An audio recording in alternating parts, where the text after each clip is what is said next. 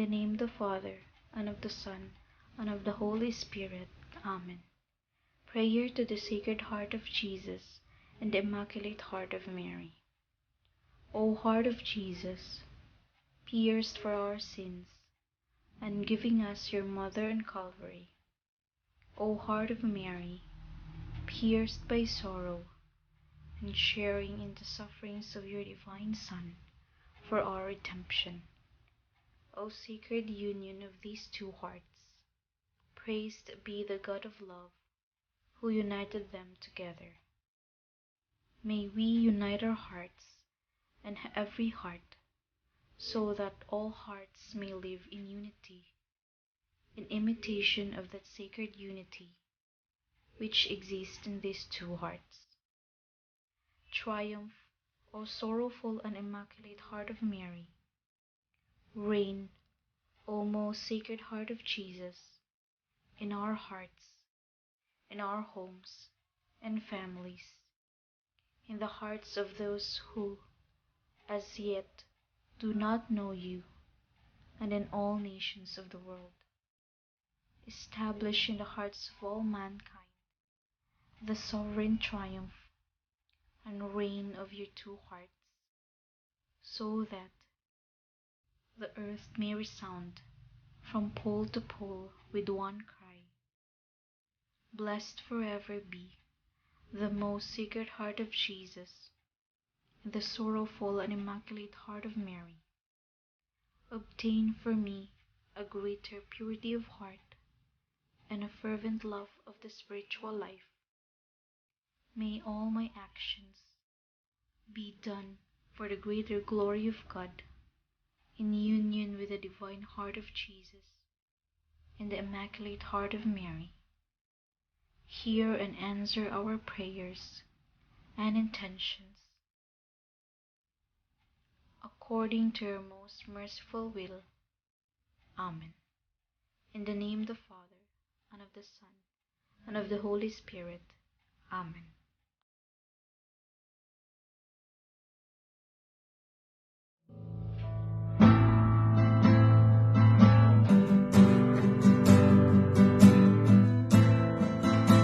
Sing hallelujah to the Lord, and sing hallelujah to the Lord, and sing hallelujah, sing hallelujah, sing hallelujah to the Lord. And sing hallelujah to the Lord. And sing hallelujah to the Lord. And sing hallelujah, sing hallelujah, sing hallelujah to the Lord.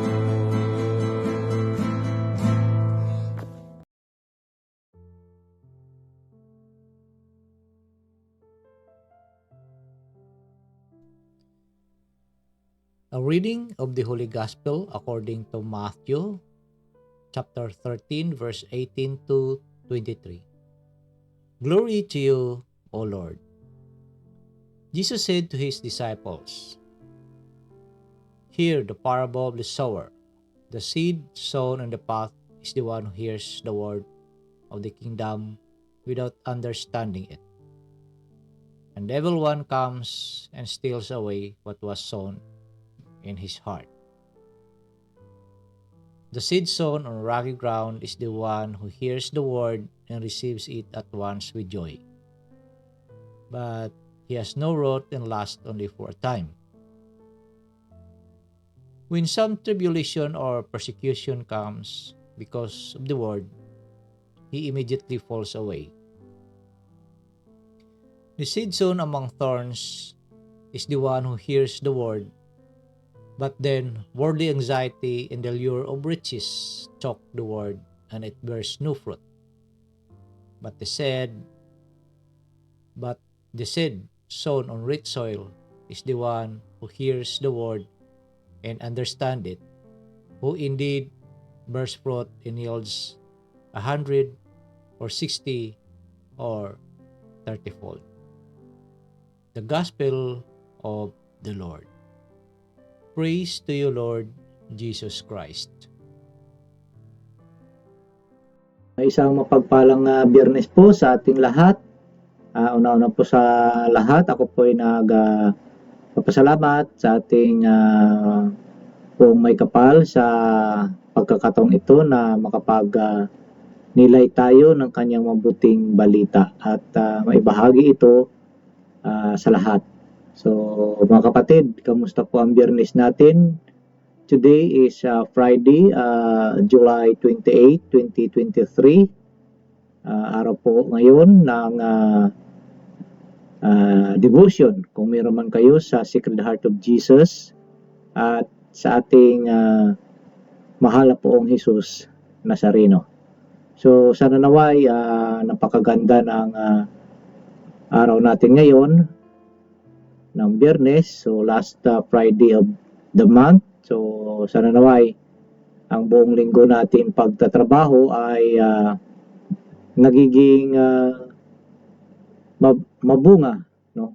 Kagaya ng ating ebanghelyo sa araw na ito. Ito po ay ukol sa ating Panginoon na nagpapaliwanag ng kahulugan ng talinghaga sa ating gospel. So bago po ako magpatuloy, ako po ay nagpapasalamat sa ating lahat na masugid na mga taga-subaybay, sa ating mga subscribers. Marami pong salamat sa inyo at binabati ko po ang aking brother-in-law, Toto Ed, ng happy birthday sa araw na ito, July 28, 2023. Itong happy birthday. At sa lahat ng may mga kaarawan, happy birthday po sa inyong lahat. Balik tayo sa ating gospel, which is from Matthew chapter 13, verse 18 to 28. So dito, sinasabi ko na ang ating Panginoon ay nagpaliwanag ng kahulugan ng talinghaga na kanyang sinabi.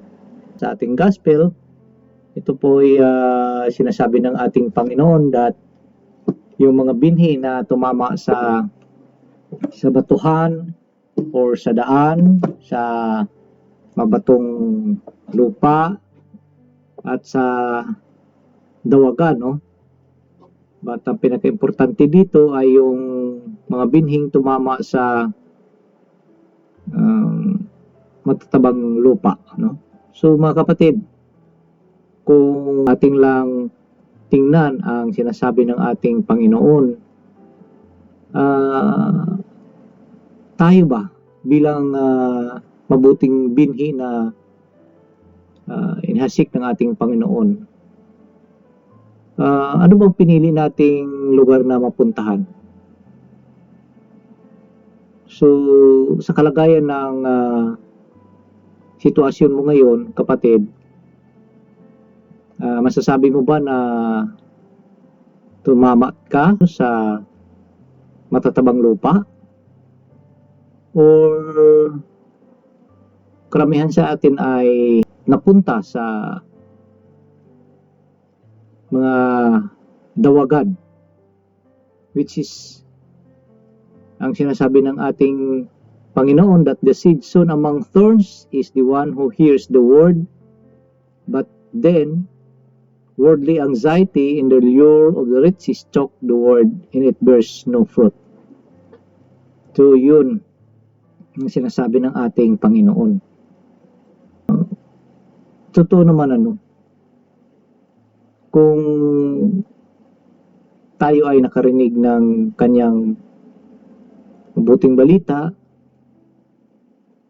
but then ibang parang binaliwala lang natin, pagkus patuloy pa tayo sa ating mga hindi kanais-nais na ginagawa, or yung bang bahala na, hindi na importante sa akin yun. Importante that marangya ang pamumuhay ko.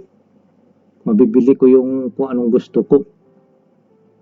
Wala na. Kaya hindi na kailangan pang magsimba. Magbigay na lang. Yun ba? At sa mga bagay na ibang parang hindi natin basta-basta maiwanan. Dahil nasasanay na tayo dito, yung kapritsyo natin, yung sinasabi ba, yung kaligayahan natin na sa tingin natin ay maligaya tayo. Yung mga worldly thing, no? Yung mga worldly achievements, yun po mga bagay na naghahadlang sa atin para po malayo tayo, no? O mapahiwalay tayo sa ating Panginoon. So, kung ibalik natin dito sa mga binhi na tumama sa batuhan,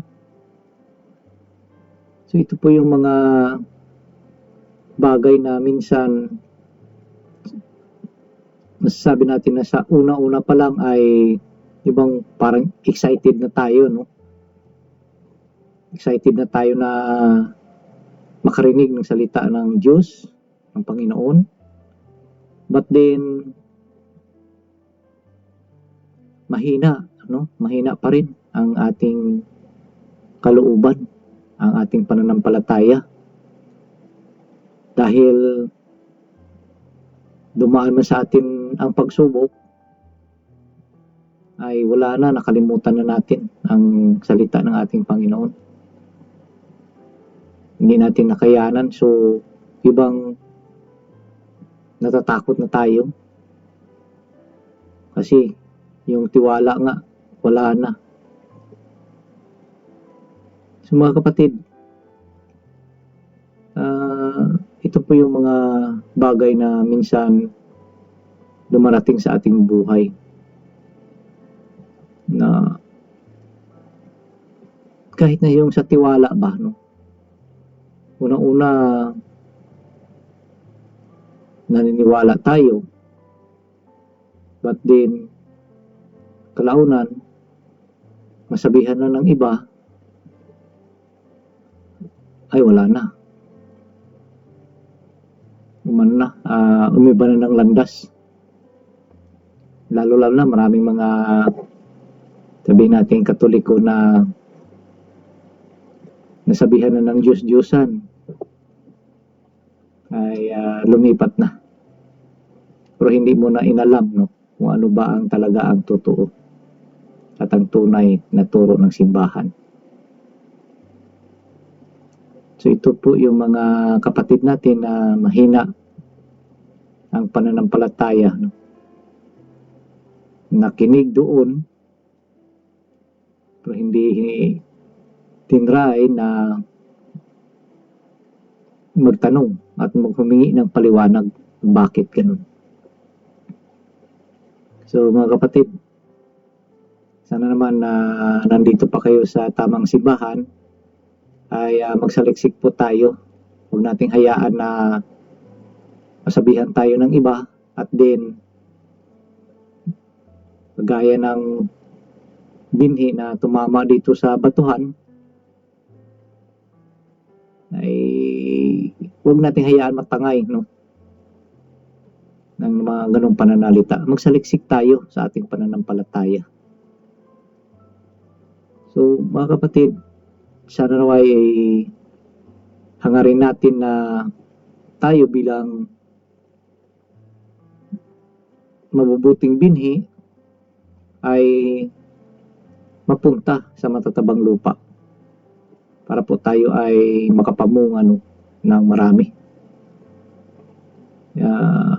Ang sinasabi dito ng ating Panginoon that the seed sown in rich soil is the one who hears the word and understands it, who indeed bears fruit and yields 100 or 60 or 30-fold. Yung mga kapatid, so sana naway itong ating ebanghelyo sa araw na ito ay makapagbigay gabay sa atin na tayo po ay hindi mapabilang o mapunta sa mga lugar na kung saan makakatulak sa atin sa pagkakasala, no? Yung bang mga lugar na hinihikayat tayo, no? Because isa lang ang sa isip natin, sometimes, lalo na kung walang-wala tayo, may mga pagkakataon na mahikayat tayo sa maling gawain para lang makamit natin yung hinahangad natin, no? Kahit na sa hindi magandang pamamaraan. Yun ang isang bagay na hindi natin minsan malabanan dahil kulang po tayo sa pananampalataya. Hindi masyadong kumapit ang ugat ng ating pananampalataya at pananalig sa Panginoon dahil nakatungtong tayo sa lupang mabato, or doon tayo napunta sa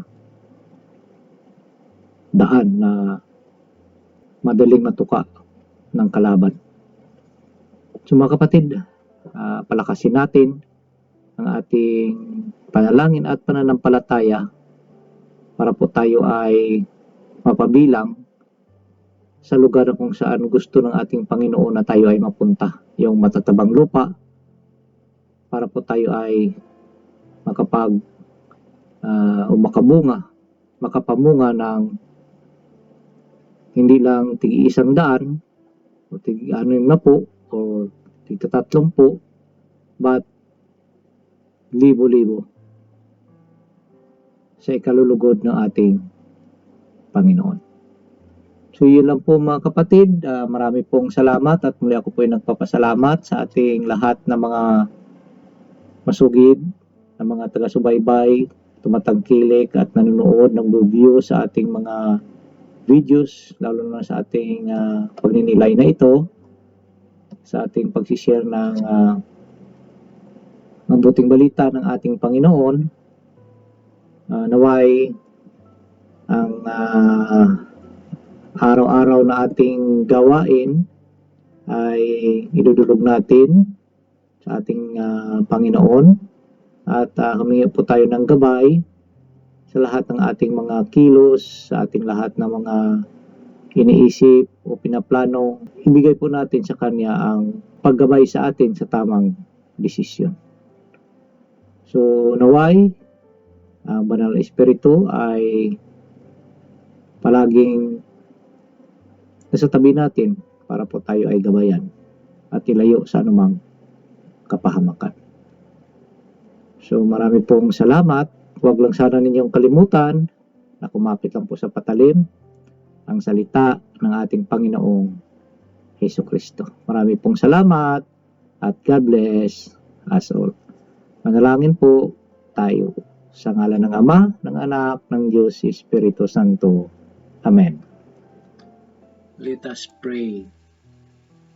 Spirit of wisdom and understanding, enlighten our minds to perceive the mysteries of the universe in relation to eternity. Spirit of right judgment and courage, guide us and make us firm in our baptismal decision to follow Jesus' way of love. Spirit of knowledge and reverence, help us to see the lasting value of justice and mercy in our everyday dealings with one another. May we respect life as we work to solve problems of family and nation, economy and ecology.